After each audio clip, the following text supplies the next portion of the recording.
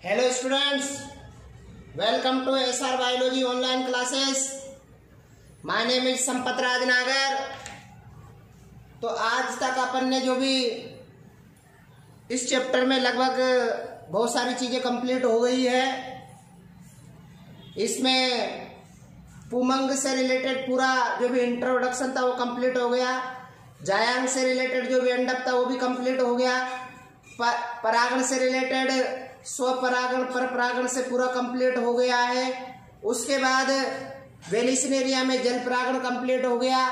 उसके बाद कीट परागण से रिलेटेड साल्विया में परागण कंप्लीट हो गया। फिर उसके बाद अपन ने कल देखा जो भी देखा उसमें पराग कण का अंकुरण कंप्लीट हुआ, जिसमें पराग कण और वर्तिकाग्र के बीच की पारस्परिक क्रियाओं के बीच का अध्ययन किया। दूसरी कंडीशन अपन ने डबल फर्टिलाइजेशन के बारे में स्टडी किया। डबल फर्टिलाइजेशन से जायगोट बन गया था और भ्रूण कोष बन गया था। तो अपन डबल फर्टिलाइजेशन में जैसे ही जायगोट बना तो जायगोट से किस प्रकार से भ्रूण का विकास होता है, जायगोट से किस प्रकार से भ्रूण का विकास होता है, उसके बारे में हम आगे देखते हैं। आगे देखना, डायग्राम एक बार क्लियर देख लेना। डायग्राम का एक बार स्क्रीनशॉट ले लेना और कोई प्रॉब्लम आए तो इसमें दोबारा मेरे को बता देना कि किसमें कोई प्रॉब्लम है, क्वेरी है, तो मुझे कमेंट में लिख करके सेंड कर देना। तो यहाँ पर है एंजियोस्पर्म पादपों में भ्रूण का विकास किस प्रकार से होता है। एंजियोस्पर्म पादपों में भ्रूण का विकास किस प्रकार से होता है। जैसे जायगोट बनाता, जायगोट हमेशा भ्रूण कोष के अंदर बनता है। भ्रूण कोष के अंदर बनता है। तो जैसे जायगोट बना तो जायगोट में दो डायरेक्शन होती है। एक तो माइक्रोपाइल डायरेक्शन होती है, बिजाड़ द्वार वाला डायरेक्शन होता है। दूसरा डायरेक्शन चला जा की ओर होता है। तो जो जायगोट होता है, इस जायगोट में पहले अनुप्रस्थ विभाजन होता है। कौन सा विभाजन होता है? अनुप्रस्थ विभाजन होता है, जिसे बोला जाता है ट्रांसवर्स डिवीजन कहा जाता है। कौन सा डिवीजन कहा जाता है? ट्रांसवर्स डिवीजन कहा जाता है। अब इस ट्रांसवर्स डिवीजन से मतलब है जब किसी भी कोशिका में क्षैतिज दिशा में डायरेक्शन होता है, विभाजन होता है, तो उसको अनुप्रस्थ विभाजन कहा जाता है। तो युग्मनज में अनुप्रस्थ विभाजन होगा। अनुप्रस्थ विभाजन होने से दो कोशिकाओं का निर्माण होगा। क्या होगा? अनुप्रस्थ विभाजन होने से दो कोशिकाओं का निर्माण होगा, जिनमें से अपर वाली जो कोशिका थी उसको एपिकल सेल बोला जाता है, जो नीचे वाली जो कोशिका है उसको बेसल सेल कहा जाता है। तो दो कोशिकाएं बन गई, एपिकल सेल और बेसल सेल। अब क्या होगा? बेसल सेल में भी डिवीजन होगा और एपिकल सेल में भी डिवीजन होगा। तो पहले बेसल जो सेल है, इस बेसल सेल में जिसे आधारी कोशिका कहा जाता है, जो बेसल सेल है उसमें क्या होगा? अनुप्रस्थ विभाजन हुआ, जिससे दो बेसल सेल बन गए। फिर एपिकल सेल में क्या होगा? लंबवत विभाजन होगा, जिससे कि दो एपिकल सेल बन गया। जिससे क्या होगा? दो एपिकल सेल का फॉर्मेशन हो गया और टू एपिकल सेल का टू बेसल सेल का निर्माण हो गया। इस प्रकार से चार कोशिकीय भ्रूण का निर्माण होता, प्रो एम्ब्रियो का निर्माण होता, चार कोशिकाओं का भ्रूण निर्माण होता है। अब एपिकल सेल में और बेसल सेल में क्या होते हैं? डिवीजन होते हैं। तो जो बेसल सेल है उस बेसल सेल में निरंतर विभाजन होगा। निरंतर विभाजन होगा तो उसमें तीन प्रकार की कोशिकाएं बनेगी। जो भ्रूण के पास जिसमें तीन प्रकार की कोशिकाएं बनेगी। हाइपोपाइसिस सेल, जिसे अधः स्फीति का कोशिका कहा जाता है। सस्पेंसर सेल, जिसे बोला जाता है निलंबक कोशिका है। थर्ड कंडीशन में ऑस्टोरियल सेल बनेगी। इन तीनों को अपन बोला जाता है निलंबक, सस्पेंसर कहा जाता है। अब क्या हो जाता है? जो एपिकल सेल है उस एपिकल सेल में लंबवत विभाजन होगा, समकोणिक विभाजन होगा, जिससे चार एपिकल सेल का निर्माण होगा। आपके बेसल सेल में कंटिन्यूअसली डिवीजन होने से 6 से 10 कोशिकाएं बन रही है, जिसे हाइपोफाइसिस सेल, सस्पेंसर सेल और हॉस्टोरियल सेल का फॉर्मेशन होगा। फिर आगे जो एपिकल सेल है उस एपिकल सेल में भी फिर विभाजन होगा। एपिकल सेल में क्या होगा? अनुप्रस्थ विभाजन होगा। एपिकल सेल में अनुप्रस्थ विभाजन होगा तो 4 कोशिकाओं से 8 कोशिकाओं का क्या बनेगा? ऑक्टेंट बनेगा। एपिकल सेल से क्या बनेगा? 4 एपिकल सेल से ऑक्टेंट 8 कोशिकाओं का ऑक्टेंट बनेगा और इस ऑक्टेंट में फिर पेरिक्लिनल डिवीजन होगा, परिणतिक विभाजन होगा और इन 8 कोशिकाओं से 16 कोशिकाएं बनेगी। इन 8 कोशिकाओं से क्या बनेंगी? 16 कोशिकाएं बनेंगी, जिसमें से 8 कोशिकाएं बाहरी परत का निर्माण कर रही है और 8 कोशिकाएं 8 एपिकल सेल तो बाहरी परत का निर्माण कर रही है, बाहरी परत का निर्माण करेगी। इसमें और कंटिन्यूअसली डिवीजन चलेगा और जो 8 एपिकल सेल अंदर की जो कोशिकाएं आंतरिक कोशिकाएं हैं, तो 8 एपिकल सेल बाह्य परत है वो किसका निर्माण करेगी? एक तरह से डर्मेटोजन की तरह व्यवहार करेगी, जो बाद में अधिचर्म का निर्माण करेगी। किसका निर्माण करेगी? अधिचर्म का निर्माण करेगी। उसके बाद जो 8 एपिकल सेल है आंतरिक परत है, उस आंतरिक परत में क्या बनेगी? बीज पत्र बनेंगे, बीज पत्राधार बनेंगे, मूलांकुर बनेंगे, प्रांकुर, मतलब भ्रूण के अंदर जो भी संरचनाएं बनती है वो 8 एपिकल जो आंतरिक सेल है उनसे बनेगी। उस प्रकार से यहाँ पर जैसे आपने दर्शा रखा है कि एक बीज है तो उस बीज में किस प्रकार से बीज पत्र पाया जाता है, द्विबीजपत्री पात्र में भ्रूण का विकास है ना, तो इस वजह से आप यहाँ जो भी बीज है उसमें 2 बीज पत्र पाए जाते हैं। जिस प्रकार से आपने चना देखा हो ना, उसको चने को 2 पार्ट्स में डिवाइड कर सकते हैं, तो वो 2 पार्ट्स में डिवाइड हो रहे हैं। तो आप कह सकते हो कि यहाँ पर जो ऑक्टेंट की जो 16 कोशिकाओं का जो ऑक्टेंट, 16 कोशिकाओं की जो 8 कोशिकाएं अंदर की थी आंतरिक परत थी, उनसे क्या बन रहा है? बीज पत्र बन गए, 2 बीज पत्र बन गए, उनसे प्रांकुर चोल बन गया, प्रांकुर बन गया, भ्रूण अक्ष बन गया, मूलांकुर बन गया, मूलांकुर चोल बन गया। एक प्रकार से भ्रूण से रिलेटेड सब जो भी भ्रूण के लिए आवश्यक सामग्री है, आवश्यक जो कंटेन है वो सब का निर्माण हो जाता है। उसके बाद देखते हैं तो नीचे की ओर क्या बन गया? हाइपोपाइसिस सेल बनी गई, सस्पेंसर सेल बनी गई, हॉस्टोरियल सेल बन गया, एक प्रकार से सस्पेंसर बन गया। ये सस्पेंसर क्या करता है? जो भ्रूण कोश होता है उसके अंदर धस करके भ्रूण को पोषण प्रदान करने का काम करता है। सस्पेंसर का मतलब है निलंबक। निलंबक क्या करेगा? जो भ्रूण कोश होगा, एंडोस्पर्म होगा, उसके अंदर धसेगा और एम्बेडेड फॉर्म में उसके अंदर धसेगा, धस करके वहां क्या करेगा? भ्रूण को पोषण प्रदान करने का कार्य करेगा। ये बीज पूरा बीज से रिलेटेड अंदर वाली संरचना होगी। अब ये पूरा का पूरा बीज की संरचना का आरेख है। किस प्रकार से आपने जो बीजांड की संरचना देखी थी, उस बीजांड की संरचना में जो बाह्य अध्यावरण थे वो बाह्य बीज चोल का निर्माण करेंगे। जो आंतरिक अध्यावरण था वो टेगमन का, आंतरिक जो अध्यावरण होता है वो अंतः बीज चोल का निर्माण करेगा। उसी प्रकार से अपन आगे देखते हैं, उसी प्रकार से जो बीजांड काय था वो बीजांड काय भी बीज में क्या हो जाएगा?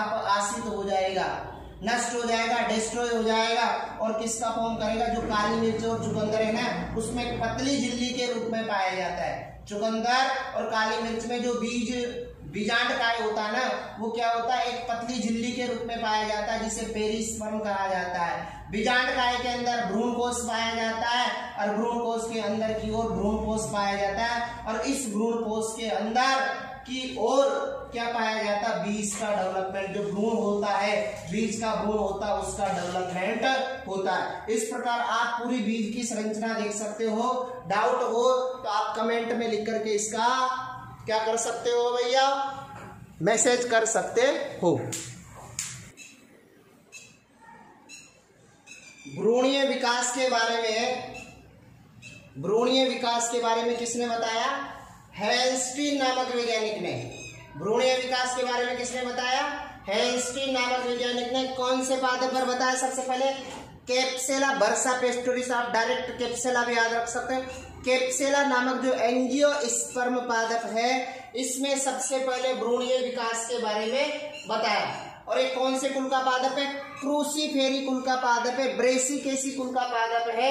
इसलिए ऐसे भ्रूणीय विकास को क्या बोला जाता है? क्रूसीफर प्रकार का या ब्रेसिकेसी प्रकार का भ्रूणीय विकास कहा जाता है। तो जैसे ही क्या बना? सबसे पहले युग्मनज बना। अब युग्मनज में क्या होगा? अनुप्रस्थ विभाजन होगा। युग्मनज में जैसे अनुप्रस्थ विभाजन होगा तो कितनी कोशिकाएं बनेगी? 2 कोशिकाएं बनेगी, जिन्हें क्या बोला जाता है? आधारी कोशिका या बेसल कोशिका।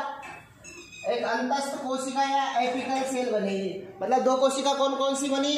एक तो बेसल सेल बनी और एक एपिकल सेल बनी। जो बेसल सेल थी वो कहाँ पर किसकी ओर स्थित रहेगी? बीजांड द्वार की ओर स्थित रहेगी। जो बेसल सेल थी वो बीजांड द्वार की ओर स्थित रहेगी। जो एपिकल सेल है ना, एपिकल सेल निभाग की ओर स्थित रहेगी। एपिकल सेल किसकी ओर स्थित रहेगी? निभाग की ओर स्थित रहेगी। और जो बेसल सेल है उस बेसल सेल में वापस दोबारा अनुप्रस्थ विभाजन होगा जिससे दो बेसल सेल बनेगी। इसके पश्चात वापस एपिकल सेल में लंबवत विभाजन होगा तो वापस दो एपिकल सेल बनेगी। इस प्रकार 4 कोशिकीय क्या बनेगा? प्रो एम्ब्रियो बनेगा। इसके पश्चात दोनों एपिकल सेल में समकोणिक विभाजन होगा। क्या होगा? समकोणिक विभाजन होगा। तो समकोणिक विभाजन से कितनी सेल बनेगी? 4 एपिकल सेल बनेगी। और ये चारों एपिकल सेल अनुप्रस्थ विभाजन करके 8 कोशिकाओं का ऑक्टेंट बनाती है। क्या बनाती है? 8 कोशिकाओं का ऑक्टेंट बनाती है। और इस ऑक्टेंट शीर्ष में वापस परिणतिक विभाजन होता है। और ये परिणतिक विभाजन किसकी ओर होता है? परिधि की ओर होता है। परिणतिक विभाजन हो गया था। अब परिणतिक विभाजन से क्या होगा?